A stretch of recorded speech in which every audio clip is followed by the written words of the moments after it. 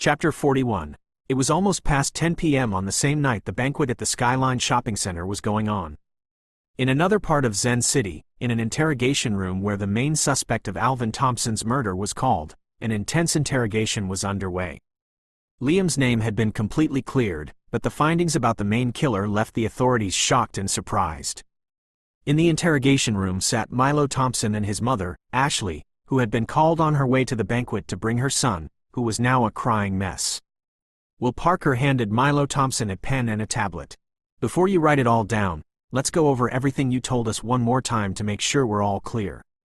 Ashley was standing behind Milo, her hands protectively on his shoulders. "Does he have to go through it all again? Can't he just write it down?" In response, Will Parker looked at the kid. "Do you have a problem with going over it again for us, Milo?" The boy shook his head, rubbed his eyes with his palms, and said shakily, "No, I will go over it again for you guys. I met a guy on the internet and we became best friends. We shared everything with each other. So, on the Saturday my dad and I planned to go see the property given to me by Uncle Liam. My internet friend advised me to take the gun from the house in case I encountered some wild animal there. He told me I never knew when I'd need the gun. I heeded his advice and took the gun without my father's knowledge. While we were walking around the land, my dad told me he was going to build some boring hotel on the land. We started arguing. I told him he couldn't do that. And then, why did you think he couldn't do that? Because the land is mine," Milo said fiercely, his meek attitude vanishing. "My uncle promised to give it to me when I turned 18 and did well in school." "Okay, and then what happened?" "My dad and I were arguing, and I was so upset that I wasn't looking where I was going. I tripped over a stone and the gun went off." Reaching for a box of tissues on the table, he scrubbed at his eyes. "My dad was only a few feet in front of me when he fell. I tried to give him CPR, but there was a big hole in his head, and I got blood all over me, and I freaked out. I was scared my mom would never forgive me and I'd go to jail. The land was vast and there was a shovel in the caretaker's house, so I ran to the house where the caretaker was on leave, and I grabbed the shovel. And you know what happened next. Tell me anyway." "I dug a big hole for hours and dragged my dad over there, and pushed him into the hole. Then I threw the gun in after him and put the soil back over his body." Ashley lifted one hand from his shoulder and briefly covered her eyes while a visible tremor shook her entire body. "What about fingerprints on the gun?" Will prompted. "What did you do about those?" "Oh, yeah. Remember my friend on the internet? He taught me how to wipe off my fingerprints before I threw the gun down in the hole. Have you ever seen this friend of yours in person or his pictures?" The boy shrugged. "Nope. His profile is as blank as hell, and he's never told me where he lived. We are just online buddies." Will's expression remained impassive as he asked the boy, "Then what happened next?" "I went back to our car to change my clothes, but then I started thinking of ways to avoid jail time. So I contacted my friend again and asked him what I should do in such situations. He told me to remain calm and began to instruct me on what to do next." "What did he tell you to do next?" He told me nothing could help my dad anymore and that we had to think about saving me. He said my dad wouldn't want me to go to jail for an accident, and that my mom would never get over it if she knew how my dad died. He said I should go to one of my friend's houses and spend the rest of my day. So I did that so my friend would vouch for me when I asked where I spent my Saturday." "What about your father's car? How did it end up being abandoned 25 miles away from the property?" Milo paused to wipe his eyes again, but they looked dry to Will. "My friend said it would be better if the authorities thought my dad didn't go to the land when he disappeared. That way, they wouldn't search as hard up there and maybe find his grave. My friend said I should drive my dad's car far away from there until I found a good place and leave it there." "You're only 13. Do you know how to drive?" Milo shot him a disdainful look. "Bullshit. I've been driving since I was 11. I'm a better driver and a shooter than my dad was." On the other side of the two-way glass, the two Thompson sisters grimaced at the boy's words. "That kid is a total psychopath. I can't believe he made us all believe all this while that brother Liam killed brother Alvin," commented Ori as a shudder went down her spine. "I hope brother Liam will find it in his heart to forgive us all. He's not even picking any of my calls anymore. I feel ashamed to even attend the banquet tonight knowing he'd be there," said the other sister as they both stood watching everything unfold inside the interrogation room. "We're almost done, Milo," Will said encouragingly. "Now, let's skip ahead a few months later. The search for your father has been called off. No one is looking around the land anymore, but you sent something to my assistant a few days ago, and told him you heard Liam Thompson telling your mom that he didn't want anyone to ever step foot on that land because there is something that shouldn't be uncovered. You knew that would make us suspect him, and it would also renew our interest in searching the land again. Why did you open up that can of worms when you'd gotten away with everything already? I had my reasons. It's personal. You wouldn't want someone prying into your personal affairs, would you, Mr. Will Parker? Yes, I wouldn't want that. Whatever your personal reasons were, you were using your head, Will said as if that was a compliment. You tore off your uncle's coat button, drove up there yourself one day, and planted the button under the soil where it would be found. Milo nodded, looking flattered by Will's comments. But what made you decide to try to pin everything on Liam Thompson? Because, Milo said, his face contorting with rage, that fucking bastard was acting like he belonged in our family, like he was my father and he could tell me what to do. He is Mitichio, a mixed Asian, who thinks he can act like my father. He was stepping into my father's place, and my mom was letting him do it. He came to stay at our house with the pretense that he was looking after me and my sister and mom. I was supposed to be the man of the family, but my mom was always asking him for advice, not me. He even advised her to build a store on one of the lands that was in my father's name and would be mine when I turned 18. That was bullshit. Everything that belongs to my father is supposed to be mine. Even my friend agreed with that. My fucker of an uncle had so much property and wealth, more than my father, but yet he doesn't know when to shut up and mind his business. He keeps meddling in our affairs and ruining my plans when I grow up. Okay, Milo, I'm satisfied that you're telling the whole truth and you've got all your facts straight. There's a tablet and a pen. Go ahead and write everything down just the way you told it to me. You want a Coke or anything? I want a Red Bull, Milo announced, reaching for the tablet. Will Parker looked at the teenage boy in shocked disbelief before he quietly left the interrogation room to meet his assistant and other detectives, who looked as shocked and taken aback as him. Have you tracked this online friend of his yet? Will asked his assistant as soon as he stepped outside. No. He blocked Milo and we've got the country's most skilled hacker to track his whereabouts, but it's all a dead end. We can't seem to find him or anything about him. All we know is that he seemed to have something against Liam Thompson because he's been stalking him for months. Will sighed as he massaged his throbbing head. All right, just keep trying to track him, but for now, send Mr. Thompson's passport back to him. He is free to leave the country. Chapter 42. Winter was approaching, and the sky was a steel-gray expanse that hung low over the city, casting a cold, somber light on everything below. The towering skyscraper complex stood tall and proud, a symbol of luxury and wealth. Its glass facade reflected the bleak sky, and at the top floor, the most luxurious apartment remained shrouded in darkness, despite the fact that it was mid-afternoon. Thick curtains were drawn together, giving the room a gloomy, almost oppressive touch. The only source of light in the room was the lamp on the nightstand, illuminating the figure curled up on the bed, with a thick blanket pulled over her head. The insistent ringing of her phone in the living room pierced the silence, waking Rain from her uneasy slumber. Her eyes opened slowly, heavy with fatigue. She wanted to ignore the ringing, to stay cocooned in the darkness, but the persistence of the sound was relentless. She knew she had to get up. She had probably left her phone in the living room last night after returning from the restaurant, utterly drained. Rain pushed herself off the bed and kicked the blanket aside. She slipped her socked feet into her slippers and stretched her arms above her head, feeling the stiffness in her muscles. As she looked down at the side of her bed, she remembered sending Eric to the Galvera estate a week ago to his new family. His absence made her already lonely, boring condo seem even more empty. The dog's presence in the house made her feel less alone. But then she couldn't keep him. The dog's presence reminded her of all the memories she wanted to erase forever. She wanted to delete her vacation at the island completely, to forget she had ever had an affair with that despicable Casanova. The thought of Liam Thompson alone made her blood boil with anger. If she could turn back time, she would have made sure to douse his handsome face with hot coffee instead of that drink at the restaurant. Liam was a monster, a heartless jerk who had used her and even turned her friends against her. The look Neil had given her on the night of that banquet still haunted her. Remembering it made her heart knot in her chest. Though Neil hadn't stopped Mia from being friends with her, she could tell she had lost his trust and friendship, all because of Liam Thompson.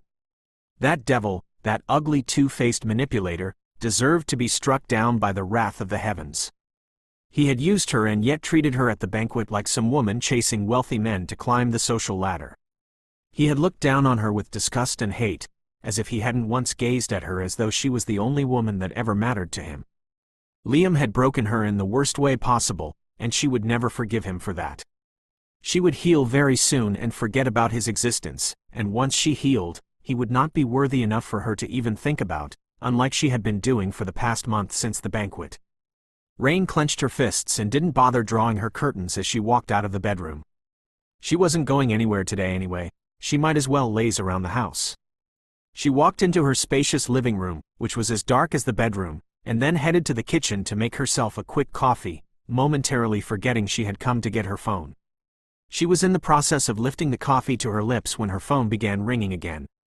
Sighing, she carried the mug with her and walked wearily to the sofa where her phone lay. Seeing that the caller was Mia, she dropped onto the sofa and picked up the call immediately, relief washing over her. She hadn't heard from Mia in weeks, and she had been starting to believe she had lost her as well. "Why haven't you been picking up my calls?" Mia said the moment Rain answered.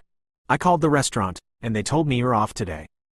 "Sorry, I was sleeping so soundly I didn't hear the ringing," Rain replied with a smile in her voice, her first smile in a while now. "Sleeping? Don't tell me you're just waking up now," Mia exclaimed. "It's almost 12 in the afternoon. If I remember correctly, you are an early morning person." "Are you all right?" she asked, concerned. "Yeah, I'm fine. You don't sound fine. Are you still thinking about Liam? Don't mention that devil's name. I don't ever want to hear his name or speak of him." Rain exclaimed. "Rain, please, Mia, don't. Let's not talk about him," she pleaded softly, wanting to put everything of the past behind her and focus on her future. He was a past that should never be remembered or kept in any of her memories. She hated that her heart still bled, and the thought and mere mention of his name still caused her pain. It was as if a void had been carved into her soul, a gaping wound that refused to heal, tearing open with every fleeting thought of him. The agony was relentless, a cruel reminder of his wickedness. Mia understood immediately and didn't push the topic further. She changed to a lighter subject. "By the way, the boys are getting along quite well with Eric, and they asked me to thank you for giving them such a wonderful, obedient dog." Rain smiled, grateful that Mia had dropped the topic of Liam and that Eric had finally found a home. "Tell them they are more than welcome." The two talked about casual things for a while, avoiding deeper topics, until Mia remembered something. "Have you set a date yet?" Mia asked, referring to her marriage to Max Everett. Rain shook her head. "We haven't even had any intimate moments yet." "Why not? You've been back for a month now. What's wrong with him?" "We both agreed it was going to take us some time to get over what I did in Maranta and make a fresh start." Mia couldn't help but scoff in disbelief. "Are you telling me he hasn't made any attempt to take you to bed since then?" "You're making it sound like a big deal," Rain said, rolling her eyes. She took a sip of hot coffee, swallowed, and put the mug down on the coffee table beside her sofa. "Of course it's a big deal. I'm speaking from experience. When I got engaged to Neil, he never allowed me a moment of rest at night. He was always trying to seduce me into doing something fun," she said. "Are you sure Max isn't punishing you a little by staying away from you?" "No, he isn't. In fact, last night he took me out to dinner after I left the office, and he told me he wanted to come back here afterward and spend the night with me. But partway through dinner, I started feeling really nauseated. In fact, I'm feeling sort of queasy now. I've been feeling that way for days, and I'm exhausted all the time. All I want to do is sleep or stay in bed. Stress can really weaken your immune system and screw up your body. By the way, how are things going at the restaurant? The restaurant is killing my energy with each passing day, but as you know, I'm not so easily defeated. I will work hard until I reach my goal. Other than that, everything else is fine." Chapter 43. "Miss Wallace, Dr. Katrina has your test results," said a young female receptionist at the city hospital, where Lauren worked. Lauren was on leave today and had asked her friend, Dr. Katrina, a colleague at the hospital, to take care of Rain, who could no longer handle her constant nausea and weakness. It had become so frequent that she began to think she'd caught some illness. She had come to the hospital for a checkup. After being examined, Dr. Katrina had ordered a few tests to be done in the office, and she had asked Rain to wait in the waiting room. "That was quick," Rain told the doctor, sitting down on the opposite side of her desk. Dr. Katrina opened Rain's file. "I don't have the results of all your tests, but there's no need to wait for them. This test tells me exactly why you're feeling queasy and sleepy. What's the answer? You're pregnant. Rain half rose out of her chair. Then she relaxed and smiled. There's a mistake, Dr. Katrina. You must have mixed my tests up with another patient's. I haven't missed taking a single birth control pill in months. The pill isn't 100% effective for everyone. It's been 100% effective for me. Max, my fiancé, and I have been together for almost 6 years, and I've never gotten pregnant. Have you taken any antibiotics in the last 2 months? Some of them can interfere with the birth control pill's effectiveness. I know that, but I haven't taken any antibiotics. I haven't taken anything except some migraine medicine a doctor prescribed for me in Maranta. Dr. Katrina reached for her laptop on the corner of her desk. I don't know of any migraine medicine that interferes with the pill. What was the name of it? I'll look it up. I can't remember, Rain said, frowning, but it's on the tip of my tongue. While you're trying to remember, tell me if you had sexual intercourse with anyone other than your fiancé in the last 6 years. Rain hesitated, resenting the fact that she had to acknowledge Liam Thompson's existence. Yes, last month, but what difference does that make? There's always the possibility that you're one of the tiny percentage of women the pill doesn't protect, and the reason you haven't gotten pregnant before last month is that your fiancé's sperm isn't viable. Rain suddenly remembered the first part of the migraine medicine's name. It was Boodle something.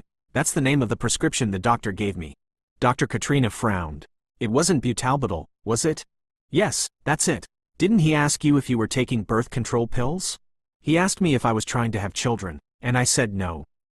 Actually, the doctor only spoke Spanish, but our driver spoke some English, so he translated for both of us. Why didn't you go to a hospital instead of to a local doctor? And spend hours waiting for someone to see me? My head was exploding. I'd been throwing up from the pain on the way down to the island. I just wanted someone to give me something to stop the pain. I didn't care what language they spoke. Besides, he wasn't a witch doctor. His office was in his home, but it was very nice and he had well-dressed patients waiting to see him. Well, something got lost in your driver's translation then. He must have asked him to find out if you were trying not to have children. What difference does all this make? Rain said defensively, but she already knew.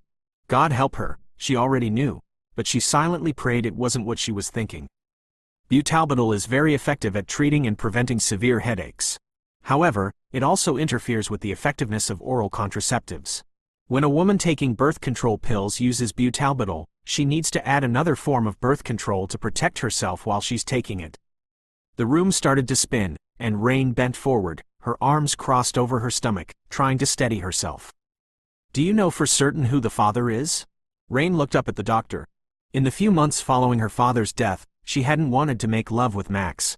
That was part of the reason he had been so insistent about taking her to the island for a holiday vacation. She was pregnant with Liam Thompson's baby.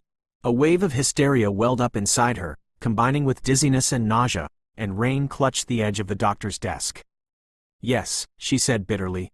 I know who the father is. Lauren walked into the complex apartment building lobby where Rain was staying and checked at the front desk to see if Rain was home. When the front desk staff, who already knew Lauren as Rain's friend, told her Miss Rain hadn't left the building since yesterday afternoon when she came back, Lauren grew worried. Rain hadn't been answering her phone since yesterday, the last time they had spoken. Lauren hurried into the private elevator that led to Rain's floor, and when she arrived at Rain's door, it was locked with no response even after she pressed the bell. Thank goodness Lauren knew the door passcode to unlock the lock. When she entered, the apartment was dark due to all the curtains being drawn together. Yesterday, after Rain had found out she was pregnant, Lauren had advised her to tell Max about it before making any decisions or even thinking about it. Rain had agreed to tell him about it yesterday on her way back from the hospital, and she had driven to his office to have a word with him. Lauren reached for the light switch and switched on the room's light as she called out, "Rain?" "I'm in the living room," came Rain's hoarse reply. Rain sat up on the sofa and hastily shoved aside the pillow she'd been clutching to her chest while she stared numbly into the dark and got lost into her thoughts. "I fell asleep," she lied. "Do you want some coffee?" "Sure," Lauren said, taking in the state of her friend, who was still wearing her pajamas. "What time is it?" Rain asked. "A little after 10. Swinging her legs off the sofa, Rain got up and headed for the kitchen with Lauren trailing behind. "I have to change clothes and go to work. I should have been at the office by 5. As she started spooning coffee into the coffee maker, Lauren walked over to the cabinet and took out 2 mugs. "How did your conversation go with Max yesterday?" In answer, Rain held out her left hand, which was now devoid of an engagement ring. "I didn't really expect it to go well," she said in a carefully expressionless voice as she filled the coffee carafe with water. "After all, I went there to tell him that I'm pregnant with another man's child, who he happens to despise." But what?" Lauren persisted. Bracing her hands on the sink, Rain let her head fall forward while she watched the water level rise in the carafe. "But I never imagined it could go as badly as it did.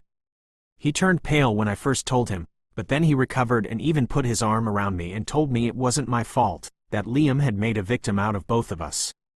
He said we could undo the damage and go on with our lives like it never happened." "What went wrong?" "I told him I wasn't sure I want to go through an abortion." "Then what happened?" "He completely lost it," Rain said tonelessly. Belatedly realizing the carafe was overflowing, she turned the water tap off and filled the coffee maker with fresh water. Then she turned the switch on. "What he did to me today was completely unexpected. The Max I knew before would have never reacted like that." "What did he do?" "Turn around and talk to me," Lauren said, putting her hands on Rain's shoulders and forcing her to turn. Swallowing audibly, Rain said, "He started off by making a big deal out of the little things I've done over the years that he put up with, and then he got all mad and started smashing everything in his office. By the time he was done, he was calling me names and yelling at me so loudly that I think everyone on that floor must have heard him despite the soundproof walls. Finally, when I tried to explain, he grabbed my hand, took off his ring, then pushed me out and told me to never show my face to him again. He said he hates me. That hypocrite. Don't think for a minute he's been faithful to you for the past 6 years. There have been plenty of rumors about him and that assistant of his." Turning away, Rain reached for the sugar bowl and 2 spoons. "Those were just rumors. I'm the one who's guilty and dirty, not him. Any man in his position would have reacted like that," she said softly. Lauren stared at her for a few silent moments before she said, "Did you think he would have continued putting up with you if you'd agreed to have an abortion?"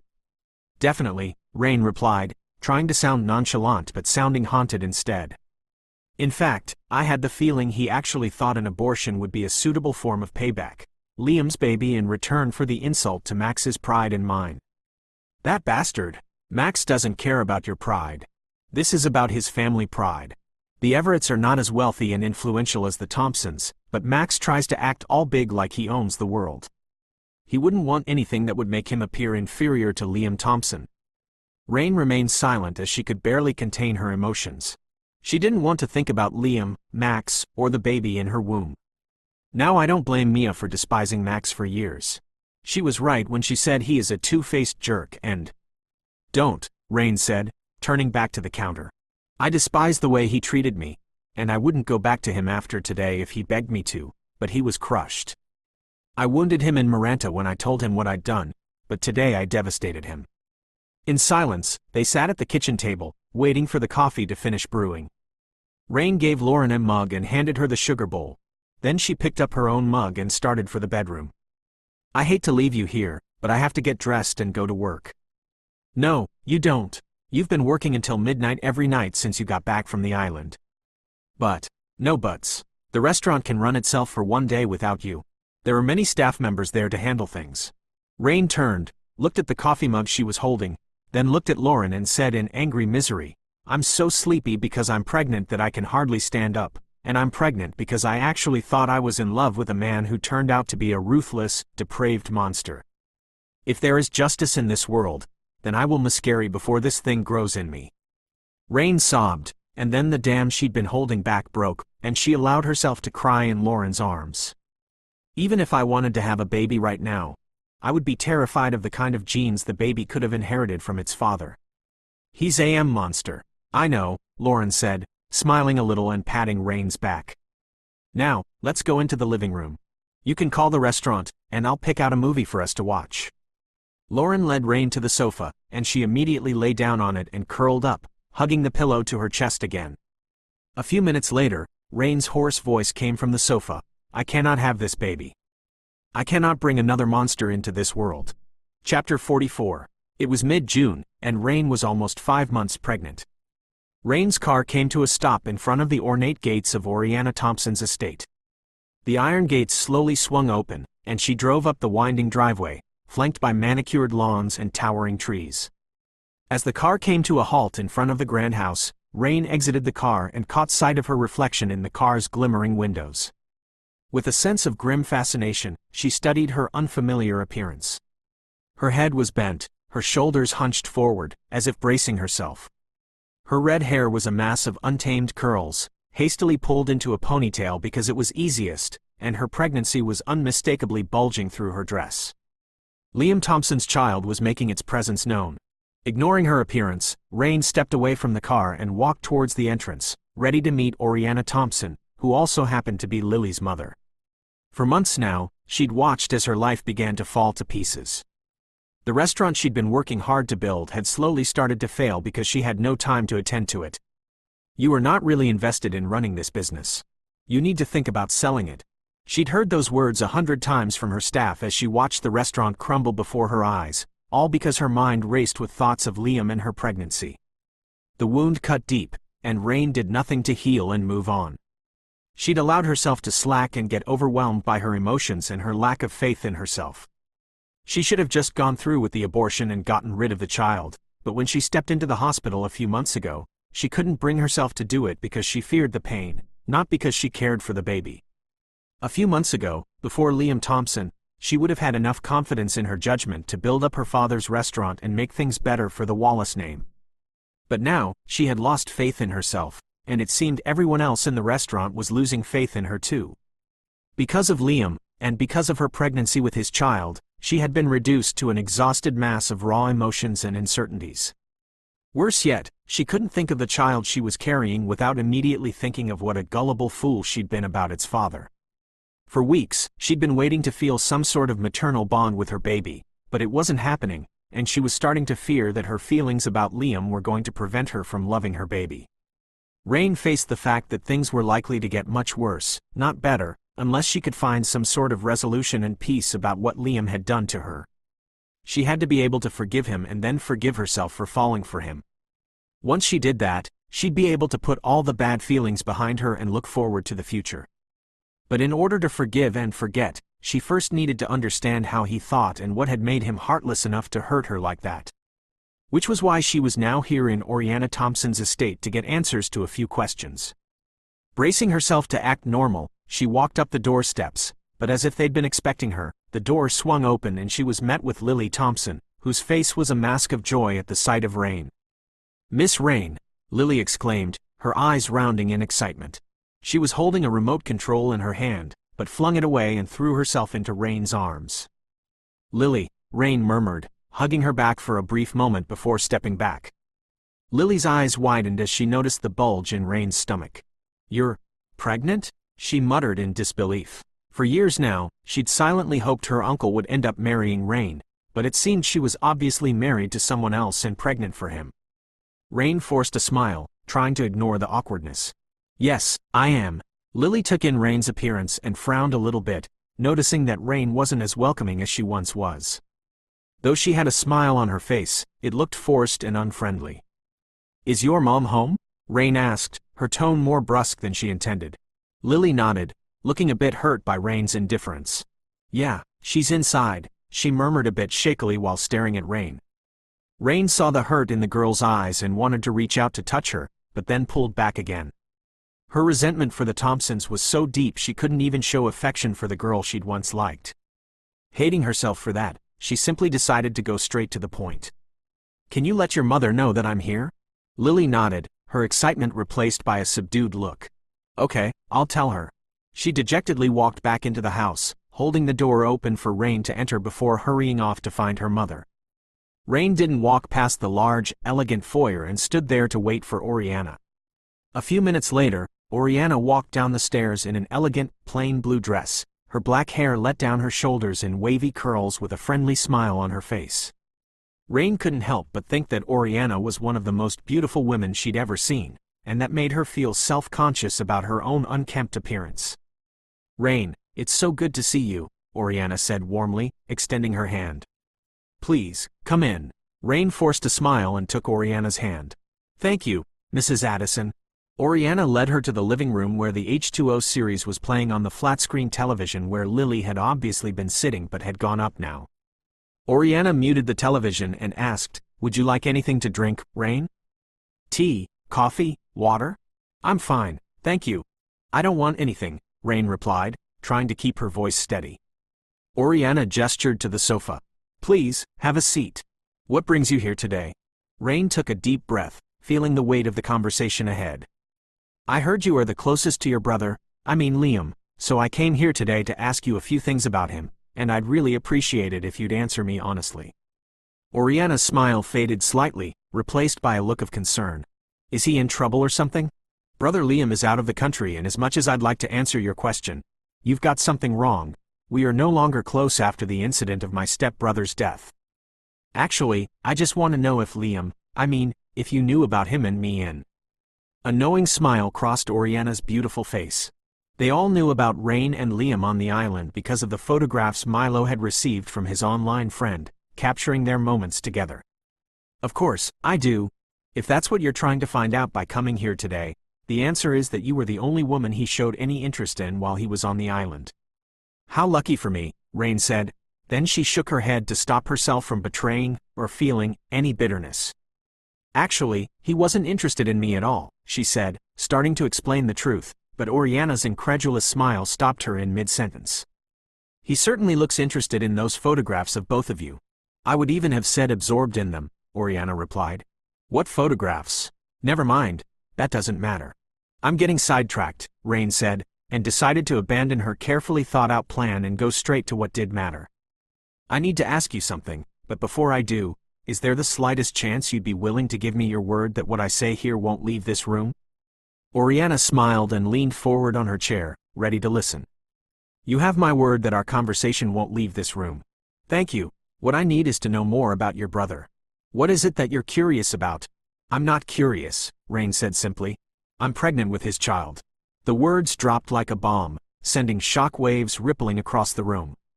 Finally, Oriana said, "You could probably locate him yourself with some intense snooping on the internet. However, I'll give you his addresses." "I don't want to locate him," Rain said, and for the second time, Oriana was silent with shock. "Why not? He has a right to know about this baby, and he also has financial obligations to you and to it. Trust me, I will give Liam no right to this child. And he despises me so much he would never want anything to do with the child," she said, but Oriana looked ready to argue that with her, but to stop her from insisting, Rain said, "Tell me everything about Liam instead." Oriana regarded Rain in a moment of silence. She'd heard that her engagement with Max had been called off, but Max had made it seem like he was the one who ended the relationship because he was fed up with her. He didn't let anyone know that she'd cheated on him to keep his pride and ego. Finally, Oriana decided to tell Rain everything about Liam's life. "As you may have noticed, my brother is of mixed race, and he never likes admitting it to anyone. He admitted it to me," Rain said without thinking, and that took Oriana by surprise yet again. "He did?" she muttered. "That's a first, then. Did he also tell you he was half Chinese?" "Yeah, he did. And then you said he didn't care about you?" Oriana scoffed. Liam had never admitted his origin to anybody before. He never even let any woman know anything about his personal life. "Well, give me some minutes." Oriana excused herself and went upstairs. When she came back down, she was holding a huge photo album and a sack of files. She dumped them on the table in front of Rain and picked up the largest album among them and then handed it to Rain. "Here, take a look at this. You will find every single picture of Liam from his childhood to adulthood." Chapter 45. Rain hesitatingly took the album, taking a deep breath as she wasn't ready to see Liam's face again. But then she needed to find reasons to forgive him. Thus, she opened it. Her eyes flickered at the first photograph in the album. It was a photograph of Liam, baby Liam wrapped in a bundle of clothes, his eyes so tiny with his hands clenched in fists against his face. The baby was so cute, Rain's hands moved against her will and traced the photo. She flipped to the next photograph and it was Liam when he was a toddler, held by a woman who looked Chinese in every way, even her attire. As she was looking at the photographs, she heard Oriana begin to speak. Liam was born in China. After his mother realized she was pregnant, she left and went back to her country without telling our father. She intended to raise him without letting him know about the Thompsons. However, Mrs. Ling Yeton was a woman of limited means who could hardly feed herself, not to mention a child. She moved to a little hut in a village in China and gave birth to Liam there. Despite the fact that she had nothing, she loved her child dearly. She didn't let father know about Liam until he was 7 years old. Mrs. Ling Yeton contacted father when she got so sick she couldn't afford to treat herself. She knew she was going to die but needed someone to look after her son. Oriana paused for a moment to see if Rain was following. She realized she was, and her expression had softened. "What happened then?" Rain asked when Oriana fell silent. "Ling Yeton died on the day my father's men arrived in China to take Liam back. When they got to the hut, they were met with young Liam clutching tightly to his mother's body, crying for her to wake up and not leave him behind. From what I've heard, Liam was so terrified of my father's bodyguards he peed himself when he was trying to fight them off. Back then, he wasn't called Liam but Ling Feng. He could only speak a little English. When he was brought back to the Thompson house, he was a quiet kid who kept to himself all the time. He rarely ate or spoke. My sister and I would try so hard to make him play with us, but he would lock his door whenever he heard us coming towards his room. Sometimes he would cry and yell at our father in Chinese to take him back home." Rain tried to imagine what the young Liam must have gone through being brought to a country he knew nothing about. And her resentment faded a little bit. "How did he manage to cope?" she asked quietly. Oriana smiled. "We taught him how to cope. Whenever he cursed at our father and blamed him for Ling Yeton's death, he ended up getting punished by being locked in his room without any food. But we would sneak in with food to give him. At first, he would act like he didn't care about the food or our presence, but the moment we left, he would wolf down the food and empty the plates, until some days came when he didn't even care about our presence and would eat in front of us. Little by little, he began to try to communicate with us. I remember his first sentence to us was, 'Naimen shi wo de jiame, dui ma?' You two are my sisters, right?" But we didn't understand what he meant then until we looked it up and said yes. He began to be free around us, and we gave him the name Liam. We started going to the same school and protecting him from bullies. Do you know why he was sent to the military in his teenage years?" Rain shook her head. "Because he was so attached to us he began to act like a girl. He played only with our toys and also started to try on makeup and dresses. Flip to the middle of the album and see what I'm talking about." Rain quickly flipped the album and burst out laughing, her first genuine laughter in months. In the photograph was a teenage Liam with his two sisters. He was in a pink dress with a mask of makeup on his face. The image was both endearing and amusing. Liam, with a pouty face, wore the dress with exaggerated grace while his sisters stood beside him, both laughing and beaming with pride at their creation. When father caught him doing that one day, he got so mad and said his own flesh and blood would never be gay. He yelled at everyone that day, and the next day dragged Liam to the military and limited his time with us. Father even went as far as to tell General David Weiner to make sure Liam got the hardest training that will straighten him into a man. Liam was never gay. He spent most of his time with us that dressing up like us was his own way of relating with us on a deeper level, but father never saw the real Liam. Liam spent most of his years in camp while only attending weekend schools. Even though he never said it, Liam still resented father for what he'd put him through and for his mother's death. If you get to know him personally, he is the kindest and softest man in the world. Rain's expression softened further as she tried to imagine the young Liam's struggles and the challenges he faced. Her resentment faded even more and all she felt was, nothing. "I can't believe he went through all that," she said softly. Oriana nodded. "Liam's had a tough life, but he's strong.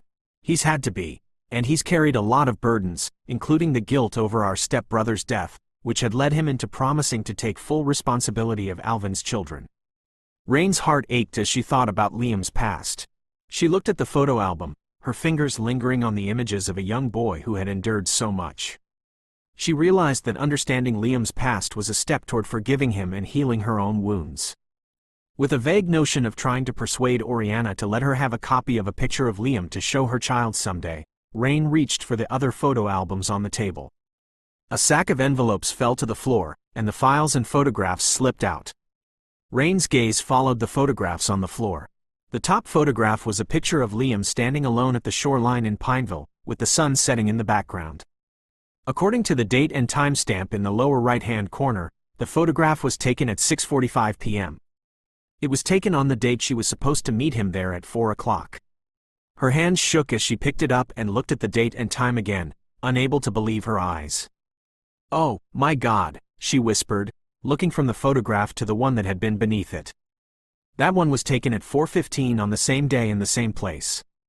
"Oh, Lord," she said again. "Why are you upset about that shot?"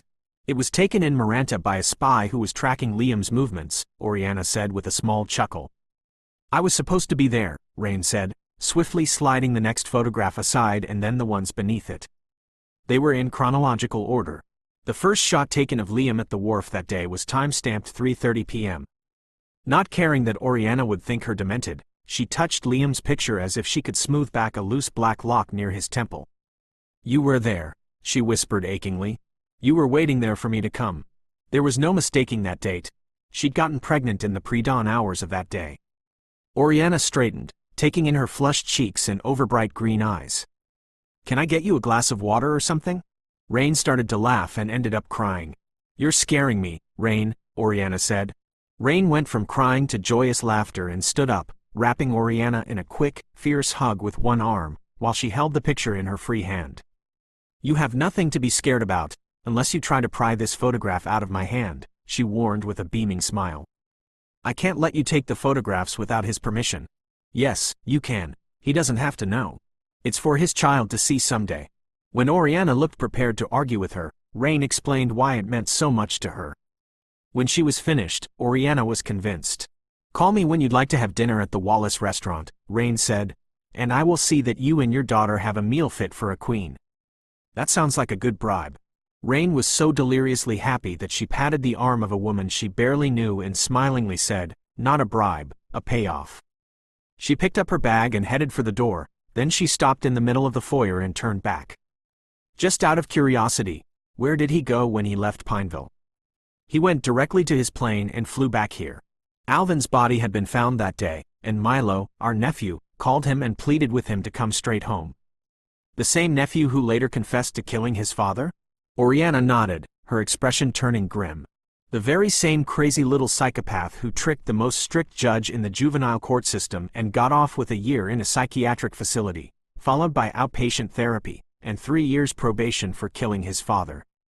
Outside the mansion, Rain had to restrain the urge to throw her arms out wide and turn in slow, delighted circles. Liam had been waiting for her at the wharf. She wasn't as naive now as she had been then, so she didn't deceive herself into thinking he had been in love with her and waiting there to carry her away with him. The fact that he was there at the wharf didn't change the pretenses and secrets he'd built their brief relationship on. He had pretended he wasn't staying in Zen and refused to tell her where he was residing. He also didn't mention he was going to relocate to another country. He had also sent her to break up with Max without admitting he knew Max and that he was the reason Jason had lost their family wealth. But he had not intended for her to trot back to the hotel like an eager puppy only to find out that her master had checked out and vanished. He had not been going to let that happen. Maybe he had been waiting at the wharf just to say, "I'm sorry I've used you and hurt you. Your boyfriend and brother were my real targets." It didn't matter why he'd been waiting there for her. It only mattered that he'd been there. Lauren might have been right after all. While he was executing his plan to use her, he'd started to care for Rain a little, maybe enough to want to watch the sunrise with her. But his behavior at the banquet rather negated that last thought, so Rain decided never to think about that awful night again. In her heart, a little voice pleaded with her to find Liam and see if she could make whatever feeling he'd had for her grow deeper and stronger. But then logic pointed out the futility of that. She was pregnant with his child, and what if Liam did not want anything to do with fatherhood when he could have many women at his knees? No doubt he might feel that looking at his own child would bring back all the helplessness and pain of his own childhood. Rain felt an impulse to do real violence to everyone who had put a beautiful, black-haired, black-eyed little boy through a life of senseless misery. "I would rather hold on to the belief that you loved me, but we couldn't be together, than chase after you and find out you never genuinely cared, Liam. I will love you with all my heart, and I will take good care of our child for us. This will be my final goodbye to you. I have forgiven you,